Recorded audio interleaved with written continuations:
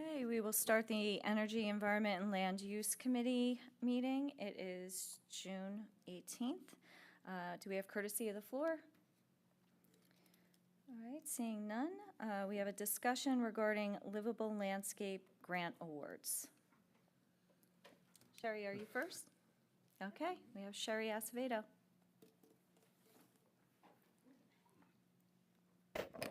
Good evening.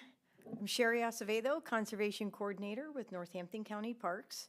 I wanted to present to you tonight our Livable Landscapes Grant Program.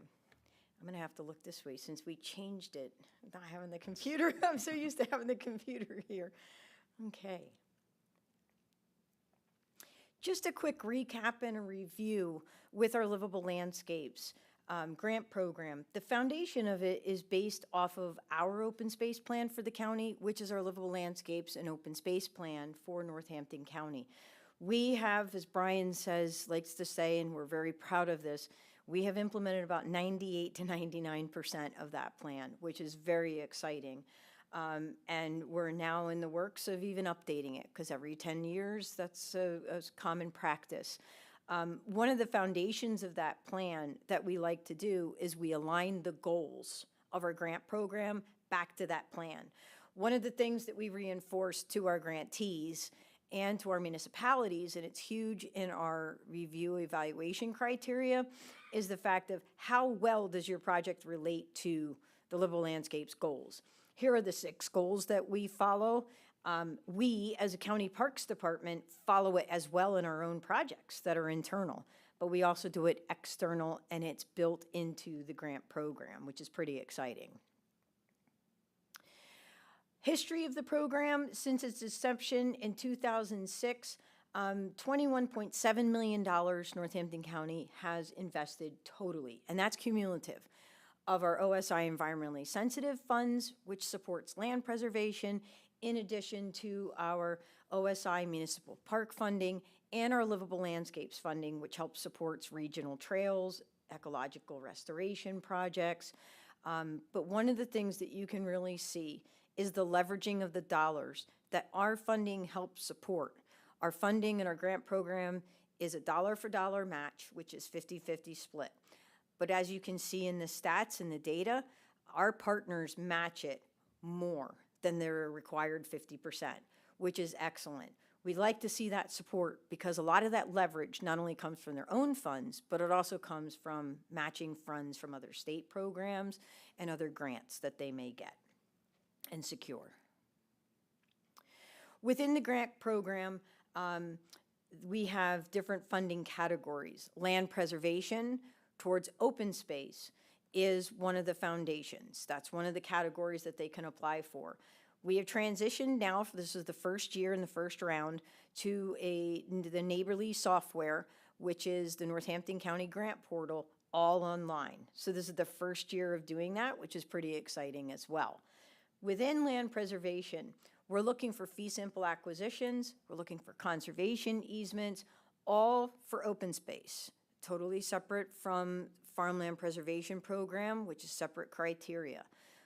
Within this aspect, we're looking at the natural areas. These natural areas incorporate and embed environmentally sensitive areas, but also they can incorporate agricultural fields, wetlands, vernal pools, woodlands, and of course, lands threatened by development. Those are very high priorities that we ask in the questions if it's related to that, the project is impacted by it. One of the other aspects is our ecological restoration category.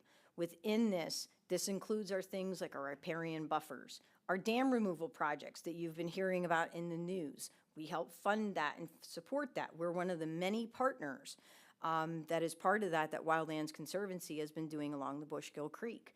That's an example of ecological restoration.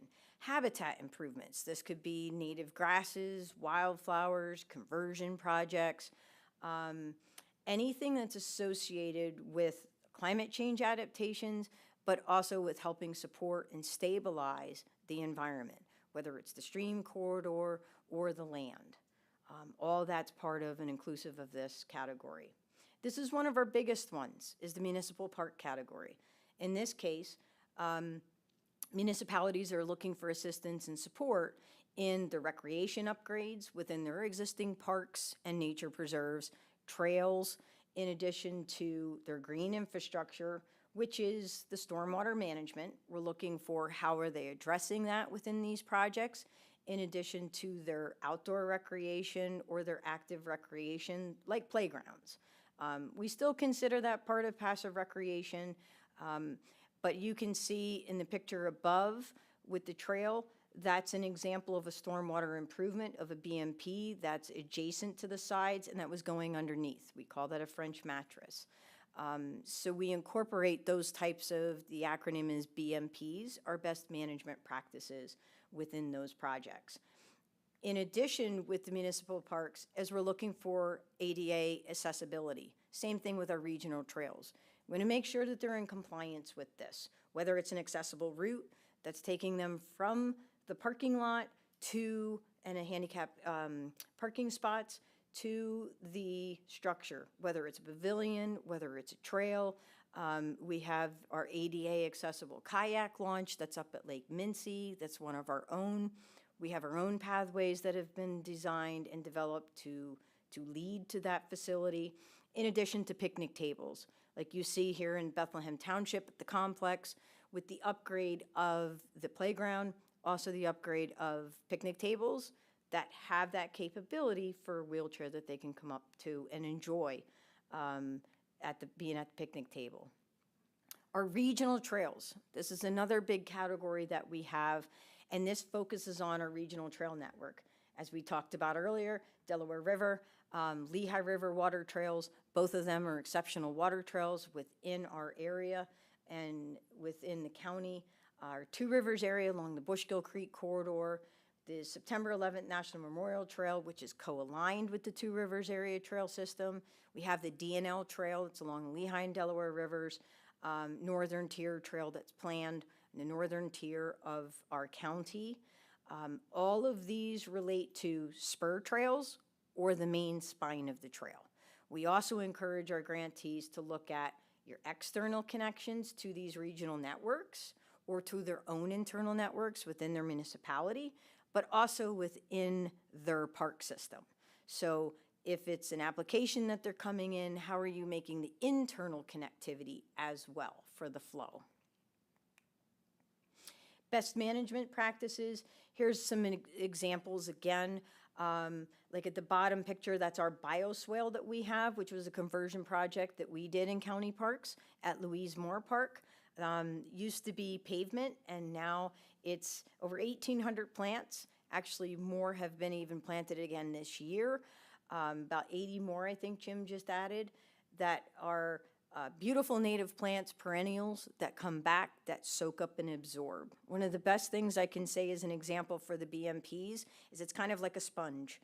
And when it rains and you pour water over it, it soaks it up instead of an impervious surface where it'll just wash right off and not absorb.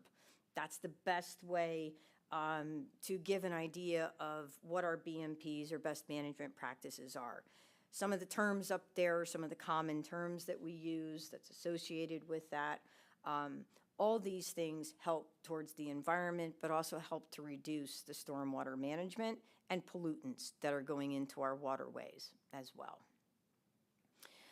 We have an extensive review process, so applicants will answer the questions. We have a review committee. Basically, our internal process is Brian and I will review the applications. We meet with our review committee, and then from there, we bring it forward to you, as we are tonight for consideration. Extensive process as far as looking at, did they meet the criteria? Did they go through what we did? We have an evaluation checklist. Now that it's online, it's really nice because we can see the points. Everyone can put it in as a scoring instead of on a spreadsheet. Very nice and easy. But one of the things is we look at how is it consistent with their project? How is it consistent not only with our livable landscape plan, how is it consistent within their own?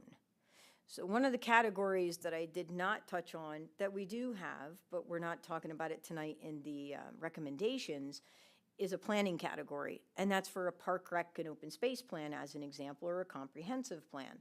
So we encourage our grantees, they do those plans, they develop them, and then come into us for recommendations. We help support both. So we help support them from the beginning, whether it's an acquisition, we help them in planning, and we help them in the development.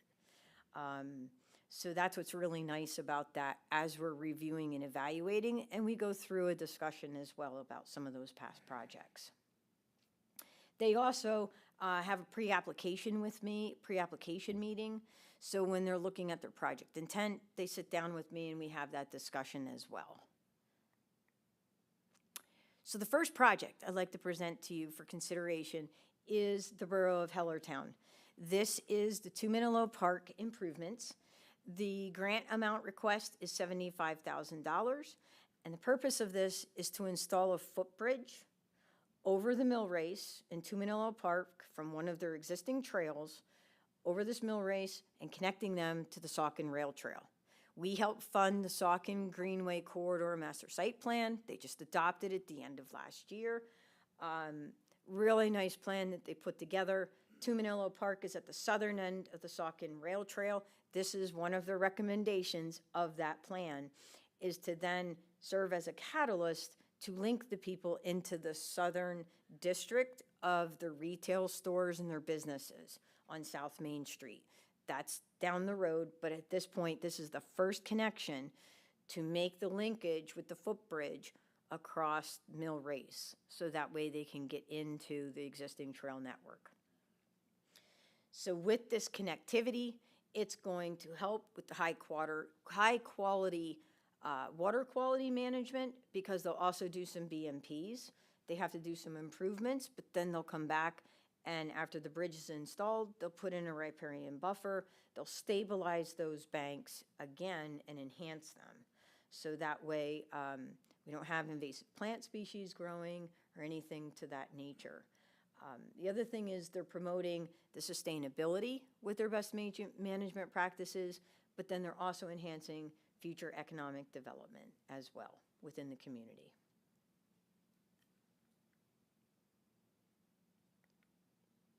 The next project is the Borough of Northampton. With this one, this is their 4th Street playground, and they are completely refurbishing it. They have an older playground that is more than 20 years old, and the equipment in it is going to be fully removed, and they're building this 10,000 square foot poured in place rubber surface material, which is safety surface, ADA accessible playground that'll be inclusive. The borough has partnered with the Cindy Miles Foundation and other organizations that they are coming up with the remaining funds that they have that's contributing towards this with our grant request, again, as part of that match. And the design is very impressive. These are the schematics from the playground company of what they would like to install.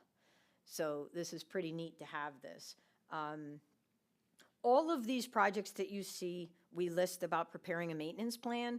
We feel that that's very important, especially with the native plant landscaping and enhancements that they may have, because as staff may change, who's maintaining it, at least they can have a document and a plan moving forward of what the plants were and how to maintain them, and how to move forward with that if they have any type of issues. But one of the things that's really nice about this is in the borough of Northampton, they've been making improvements for a walkable community, and this is right in their neighborhoods, and this is a nice connectivity for an ADA and an all-inclusive playground. Just like we helped fund we funded it in 2023, but they built it last year, the city of Bethlehem Township that you just saw at the municipal park. It'll be very similar to this. Lots of neat natural features that they have incorporated with the project. Then they'll incorporate the accessible pathways, linking, the benches, fencing, and also the native landscaping as the finishing product.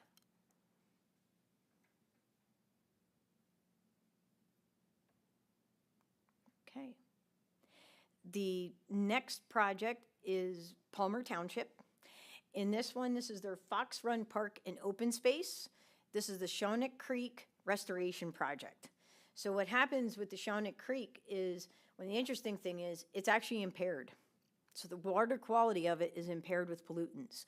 Combination of different resources that's coming in with the stormwater management, bringing in the pollutants and the agricultural fields, and there's also a power line right of way. So they got a lot of collectivity that's going on. One of the things they came up with their engineering design team is they are doing a 3-zone riparian buffer. So it'll be plantings that are conducive for the soil conditions and also capability to handle some of the pollutants to filter out, in addition, the water and the volume of water that's coming through the stream. Here you can see up in the top, this is the existing condition of what Shawnick Creek does look like in the open space area. So in addition to doing that, they're going to be widening that buffer. So where you see it's just like that yellowish area, that's just grass, old grass that was there, fallow field. That will become now part of this 3-zone buffer that'll have your mixtures of shrubs, trees, and plants that are all native. So it'll help widen it, because right now we just have that little thin strip of trees and shrubs. So that will help also to prevent from further siltation and soil and erosion because of it hitting the banks and undercutting completely. So that'll help stabilize that and enhance that. Because as it floods and if it rises, that can be a collection point as well to absorb that water. And then the other interesting thing that they're going to do is the monitoring and the testing. And they're going to document that with the appropriate agencies, because their hope is they want to see with the scientific data if these improvements will help move it from impairment to then going up to high quality, get it back up to where it needs to be. Because everything that happens upstream affects downstream. So that's their goal at this point.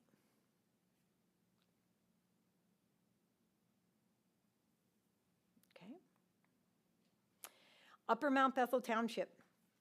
This is their phase 1 construction of the Upper Mount Bethel Township Preserve.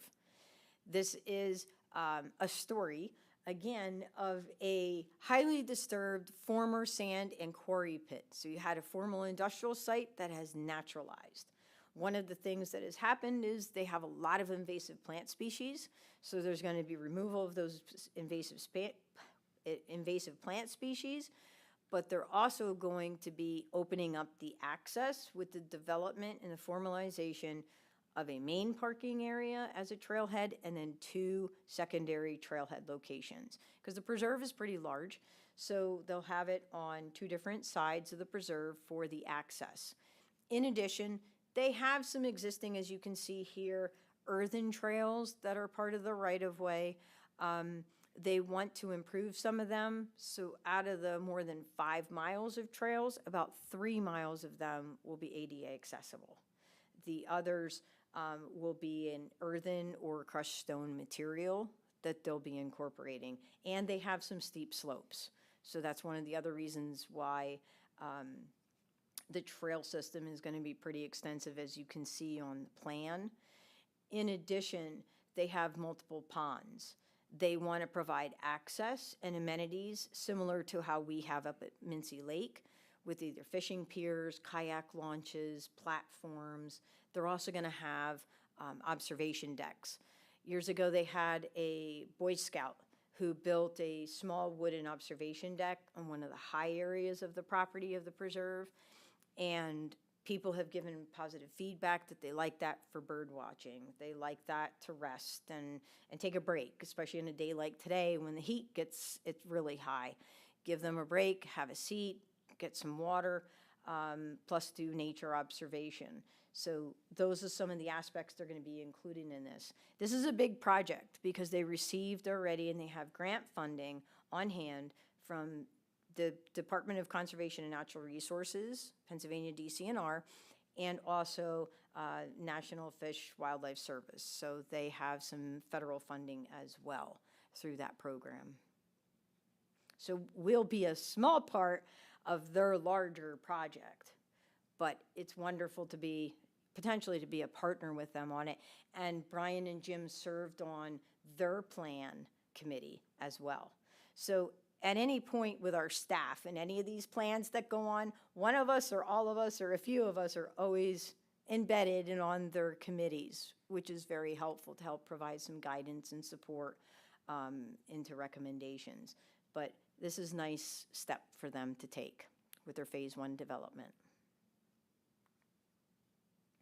The City of Bethlehem. So if you remember last year, we came to you with the request for the acquisition of this top 10 state priority trail gap. They acquired the property.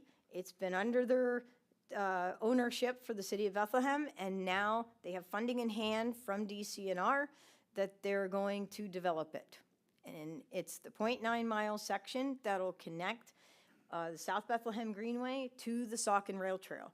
So what's neat with this round is we saw the first project with Hellertown Borough, them trying to do the improvements in Tumanillo Park, connecting to the Saucon Rail Trail, and the City of Bethlehem now taking the next step to construct their section, getting you directly to the Saucon Rail Trail. So it's really exciting because both communities have always worked together. They've been working together even in their existing plans. Saucon Greenway plan, there's the recommendation to link to the South Bethlehem Greenway and work with the City of Bethlehem. City of Bethlehem is currently on their 40 and 10 parks plan that they're updating. I'm on that committee. We just had a meeting last week. They're saying the same thing. Yes, we want to connect into Tumanillo Park. We want to connect to the Saucon Creek. We want to make these enhancements. So it's really nice to see the synergy. And in this project, they will build a 12-foot wide paved trail, and then they'll include the native landscaping, ecological restoration along the sides, and then the BMPs, benches, signage, all your typical standard things that we incorporate into the trail projects. So that's very exciting, and they have the funding in hand. So we're a small part, again, of over $1 million project.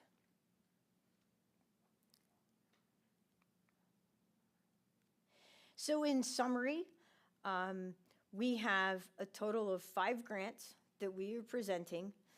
4 of them are in the municipal park category with a total request of $300,000, and the one project, which is the City of Bethlehem, is in the livable landscapes category, and that's for the request of $300,000. So for this grant round for the spring of 2025, we're asking the consideration for approval and a recommendation from our committee and also from our Northampton County ProSab Board, our Parks, Recreation, Open Space Advisory Board, which they carry forward the recommendation to you as well for these projects. And I thank you for that consideration. And if you have any questions for me. Thank you. Thank you. I'm going to be supporting these for sure. It's common sense, in my opinion, to support these endeavors because at the end of the day, Parks and Recreation is so important for where we live, work, and want to raise families and want to enjoy the outdoors and you know what really helps to make Northampton County. So I'm going to be supporting these. A couple questions for you as well. Can I please get the presentation? This presentation, could I have that emailed to me if that's great? It's Absolutely. Thank you. And second, my question is with regard to the Municipal Park Rehab and Development Program that you initially went over. How do you do the outreach to let municipalities know about that program? And I would imagine that there are a lot of borough managers, township managers that have been around a while, but sometimes there is an influx of leadership in terms of people moving around, coming in and out of the area. And while we have a lot of really great local government professionals, they may not know about the program. So what type of outreach do you do with regard to that? Good question. So outreach is all year long. And it depends upon the project, and it depends upon the partner and what stage they are. These projects, as you can see in the grant program, are ready to go. Our grants are 2 years. So that's one thing that I work with them. I'm working with the municipalities currently on next year's round. So hopefully, next year's round. Yes. So I help them with strategizing, looking at their plans and everything else. So how that outreach goes is when we open up the grant round, press release goes out from administration, and it goes on the Facebook pages as well. So it's out through social media. And we have, in those guidelines, we ask them to contact me to set up their independent individual meeting with me, which is required, that's mandatory. I also host a grant workshop. Now, before we had it mandatory, this year we decided it was gonna be up to the individuals if they'd like to or not. Because a lot of the grantees, of municipalities are familiar with Neighborly, because I went into a tutorial about how to access the portal, what to look for, what to do. So I incorporated that into this year's. But I also we have a internal list, mailing list that I email directly to all the municipalities. And it's not just to the manager. So it could be to the planning director. It could be to an EAC. So it could be to multiple people within the municipalities. And then it's on them for that engagement to come contact me and say, hey, Sherry, I have a potential project.